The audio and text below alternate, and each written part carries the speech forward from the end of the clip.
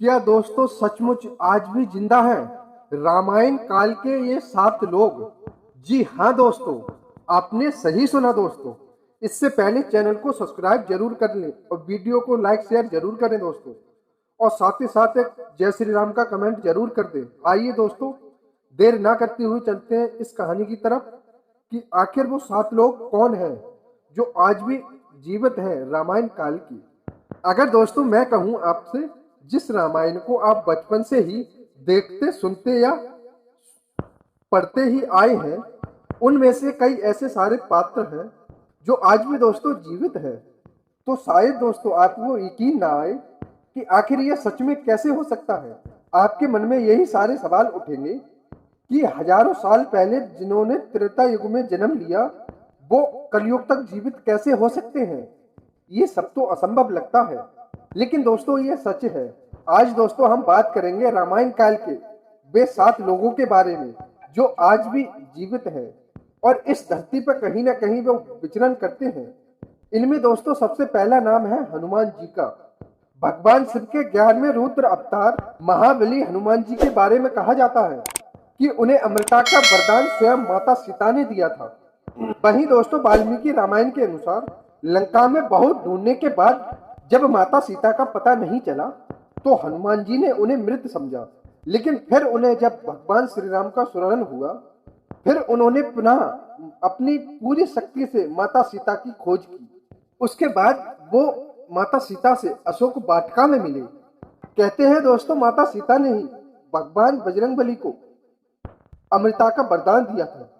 हनुमान जी इतने शक्तिशाली थे कि वो चाहते तो स्वयं रावण का वध कर सकते थे, लेकिन अपने प्रभु श्री राम के लिए उन्होंने ऐसा नहीं किया। रामायण काल के तो दूर की बात दोस्तों, महाभारत में भी हनुमान जी का जिक्र आता है। साथ ही यह भी कहा जाता है कि कलयुग के श्रीलंका के जंगलों में एक खास कबीला रहता है जिसे मातंग कबीला कहते हैं, जहां पर स्वयं हनुमान जी हर 42 साल में उन्हें ब्रह्म ज्ञान देने आते हैं। कहते हैं वो कलयुग के अंत तक जीवित रहेंगे ताकि वे भगवान विष्णु के 10वें अवतार यानी कि कल के अवतार की सहायता कर सकें और कली पुरुष का अंत कर सकें। वहीं दोस्तों दूसरे नंबर पर है विभीषण। हनुमान जी के अलावा रावण के छोटे भाई विभीषण भी अजर अमर हैं, जिन्हें प्रभु श्री राम ने ही स्वयं अमृता का वरदान दिया था। कहते हैं दोस्तों रावण वध के बाद स्वयं प्रभु श्री राम ने विभीषण को लंका का राजा घोषित कर उन्हें राज्याभिषेक किया था, क्योंकि दोस्तों स्वयं राम जी को लंका की चढ़ाई के दौरान ही रावण के तमाम योद्धाओं को समाप्त करने के लिए उनके सबसे छोटे भाई विभीषण ने ही प्रभु श्री राम को अमूल्य जानकारियां दी थी, जो उनके बेहद काम भी आई थी और साथ ही साथ योद्धाओं को भी मारने के काम आई थी। और कहते हैं दोस्तों हिमालय की गुफाओं में आज भी मौजूद है और तप में लीन है, स्वयं कल के अवतार का इंतजार कर रहे हैं। दोस्तों तीसरे नंबर पर आते हैं काल भुजंडी जी। काल भुजंडी रामायण के वो तीसरे शख्स हैं जो आज भी जीवित हैं। सबसे पहले दोस्तों आज मैं ये बता दूं आपको कि काल भुजंडी अपने गुरु लोमस ऋषि के श्राप के कारण काग में परिवर्तित हो गए थे, यानी कि दोस्तों कौवे में बदल गए थे। हालांकि दोस्तों बाद में लोमस ऋषि को प्रस्ताव हुआ तो उन्होंने काल भुजंडी को बुलाया और श्राप से मुक्ति पाने के लिए राम मंत्र भी दिया। इसके बाद भुजंडी को उन्होंने इच्छा मृत्यु का वरदान भी दिया था। दोस्तों कहा जाता है कि काल भुजंडी ही एक ऐसे मात्र व्यक्ति थे जिन्होंने 11 बार रामायण और 16 बार महाभारत देखी थी और वो कलयुग के अंत तक जीवित रहेंगे। अगले हैं दोस्तों लोमस ऋषि।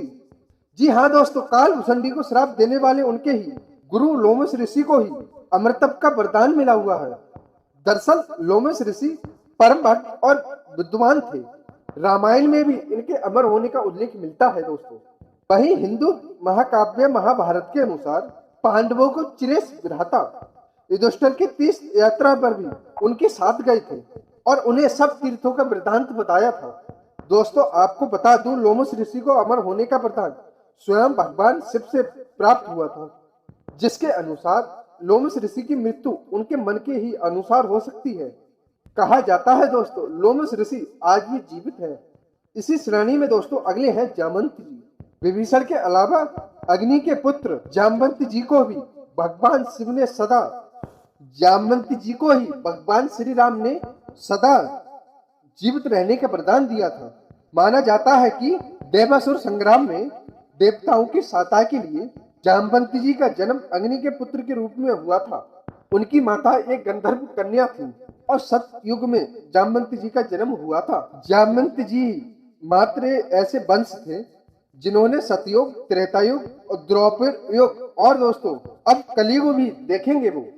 उन्होंने जहां समुद्र मंथन में देवताओं की सहायता सतयुग के दौरान की, वहीं दोस्तों त्रेता युग में भगवान प्रभु श्री राम के साथ मिलकर रावण की सेना का संहार किया।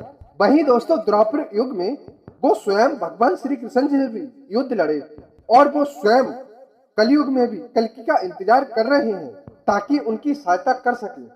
इसी दोस्तों छठे नंबर पे नाम आता है राजा मुचुकुंड का। मानधाता के पुत्र मुचुकुंड त्रेता युग में इक्ष्वाकु वंश के राजा थे और मुचकुंदा के पुत्री का नाम था शशुभागा। हिंदू धर्म में मिलने वाली एक कथा के अनुसार में एक बार देवताओं के बुलावे पर देवता और दानवों की लड़ाई में राजा मुचुकुंद ने देवताओं का साथ दिया, जिसके चलते देवताओं की जीत हुई। जीत से प्रसन्न देवराज इंद्र ने मुचुकुंड से वरदान मांगने के लिए कहा, जिस पर उन्होंने वापस पृथ्वी लोक जाने की इच्छा व्यक्त की। कहते हैं कि तब इंद्र ने बताया उन्हें को पृथ्वी पर और देवलोक पर समय का बेहद अंतर होता है, जिस कारण अब वो समय नहीं रहा। अब उनके सभी बंधु मर चुके हैं और उनके वंश का कोई भी नहीं बचा है। यह जानकर मुचुकुंद दुखी हुए। तब उन्होंने वरदान मांगा कि उन्हें सोना है। तब देवराज इंद्र ने उन्हें वरदान दिया कि किसी निर्जन स्थान पर जाकर वो सो जाएं और यदि कोई उन्हें उठाएगा तो मुचुकुंद की दृष्टि पड़ने पर वो स्वयं भस्म हो जाएगा। यहाँ पर दोस्तों जिक्र हमें महाभारत में भी मिलता है, जहाँ पर भगवान श्री कृष्ण ने भागते भागते काले वन को उसी गुफा में ले गए जहाँ पर राजा मुचुकुंद विश्राम कर रहे थे। काले वन ने जिस टाइम श्री कृष्ण को समझकर मुचुकुंद को उठाया तो उनके नेत्र अग्नि से वो जलकर भस्म हो गए। दोस्तों इस लास्ट कड़ी में अब नाम आता है स्वयं परशुराम जी का। दोस्तों भगवान विष्णु के छठे अवतार दोस्तों परशुराम जी के बारे में तो आप सभी लोग जानते हैं और दोस्तों आपको बता दूं कि वो आज भी जीवित हैं। त्रेता युग से द्वापर युग तक परशुराम जी के लाखों शिष्य थे। आपने रामायण के अलावा महाभारत काल में भगवान परशुराम जी के बारे में बहुत सुना होगा। दोस्तों कहा जाता है दोस्तों उनके कठिन तप से स्वयं भगवान विष्णु ने कल के अंत तक जीवित रहने का वरदान दिया था। दोस्तों ऐसी मान्यता है कि भगवान परशुराम भगवान विष्णु के अंतिम और 10वें अवतार यानी कि दोस्तों कल के अवतार वहां पर उपस्थित रहेंगे और उन्हें शिक्षा दीक्षा देंगे। दोस्तों साथ ही महाभारत के समय में उन्होंने भीष्म पितामह द्रोणाचार्य को यहाँ तक कि दोस्तों कर्ण को भी शिक्षा दी थी। दोस्तों परशुराम जी के बारे में जितना कहा जाए वो सारा कम है। तो दोस्तों यही थे वो रामायण काल के 7 लोग जो दोस्तों आज भी मौजूद हैं, यानी कि दोस्तों आज भी जीवित हैं। और दोस्तों कलयुग में कल्कि की सहायता करने के लिए ये स्वयं अवश्य ही आएंगे, जहां ये सब मिलकर कल्कि की सेना में शामिल होंगे और कली पुरुष का अंत करेंगे। तो दोस्तों आपको ये खास जानकारी और वीडियो अच्छी लगी हो तो वीडियो को लाइक शेयर जरूर करें दोस्तों, और साथ ही साथ एक प्यारा सा कमेंट जय श्री राम का जरूर करते हैं। दोस्तों अभी तक हमारे इस चैनल को सब्सक्राइब नहीं किया है तो प्लीज दोस्तों चैनल को सब्सक्राइब जरूर करिए। धन्यवाद दोस्तों, मिलते हैं एक प्यारी सी नेक्स्ट वीडियो में। जय श्री कृष्ण, जय राधे, धन्यवाद।